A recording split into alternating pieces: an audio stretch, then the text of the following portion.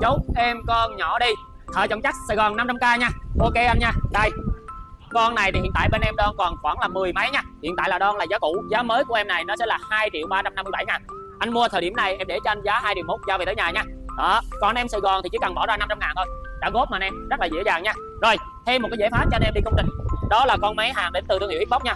Con này nó là dòng kích Lightma nha anh em, kích 45, có đánh lửa trước luôn, rất là nhỏ gọn luôn. Đó, thì dạo gần đây em thấy là rất là nhiều anh em vô kính hỏi cái dòng này để mà đi cắt những cái rãnh cửa đó anh em, để mà gắn khóa cửa đó. Đó, rất là nhỏ gọn mini luôn. Dòng này thì những anh em ở xa thì tầm giá chưa tới 4 triệu nha. Anh em Sài Gòn thì cũng là 500k.